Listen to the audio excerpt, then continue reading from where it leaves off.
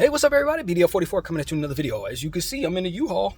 I'm in Long Beach. I dropped off all of my art and the CD art and all that stuff that I've done at my boy's storage. It didn't even take up too much of his space. So what we're doing right now is outside of his crib. We're like 2 blocks away from the storage, allowing him to grab a few of those things while we have the truck with us. So that allowed me to kind of pay it forward for him, and it ain't going to take too much time. It's only midday, and I already got a lot done, man. So I've been looking up apartment listings, and I'm pretty optimistic that I might be able to find something so long as I up my price range. I got to get up to 11 to 13, it seems, if I want to stay in LA. But I'm looking. You know, my friend Bron sent me a sublet that looks pretty good. Single, furnished, 700 in Los Feliz, I think it is, or near Griffith Park, and I grew up over there, so I'm so excited if I could get a place like that. The problem is they want you to move in November, but it said flexible. The biggest problem is they don't have it so that I can get the listing for free. I have to sign up with them, $19.95 or whatever that little company is, in order to contact the dude. So I don't have that to give because I gotta manage my money for this. So I just could not contact who I need to contact. But since that sublet is open until arguably November, I will revisit it. And maybe if nothing pops up, I'll go there. But as far as I can tell right now, there's still no place to go right now. I'm going to be honest with you guys. As of noon today, I still don't have a destination from which to lay my head tomorrow night. However, at least certain things that I wanted to do are done.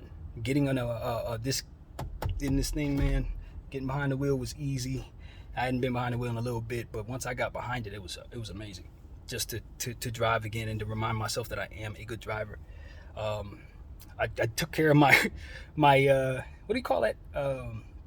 Recycling stuff. Like you have recycling plastic. You gotta go take it somewhere, and they give you like $30 for all the plastic that I had. So they gave me about $34. I took 10 of those dollars and went and got me a torta, a chicken torta that was absolutely delicious from a little grocery store restaurant that they had, and I bought myself a 32 pack of water since I can actually lug it back to the crib.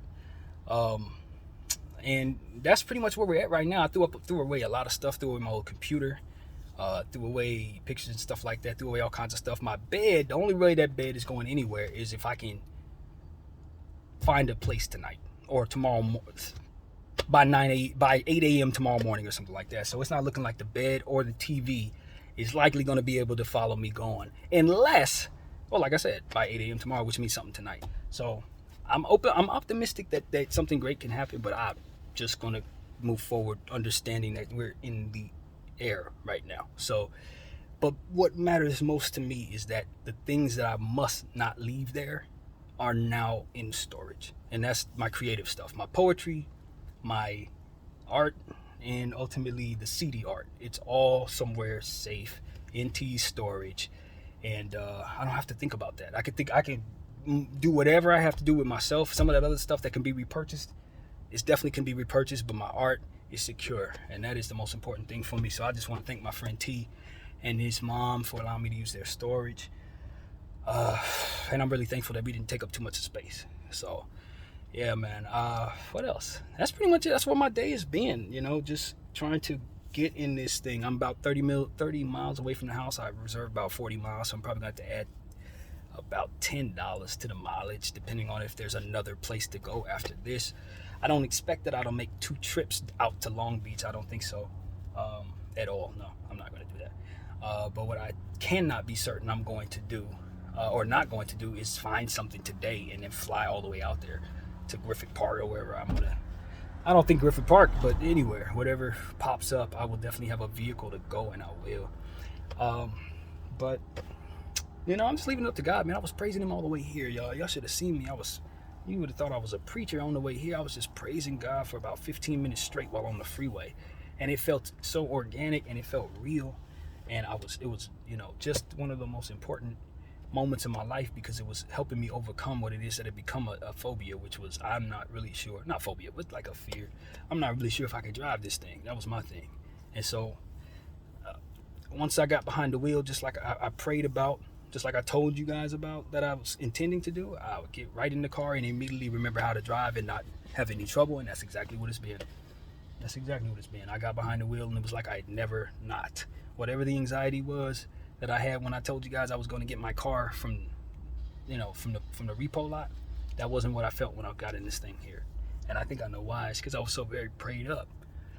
So I just want to let people know that really works, man. If you're a believer, you definitely want to send praise up when you're feeling anxiety, man, and ask the Lord to get into your head, into your mind, make you feel better about whatever it is you're dealing with. Because at the end of the day, man, that's exactly what worked for me during these difficult times, with anxiety kicking my butt, man.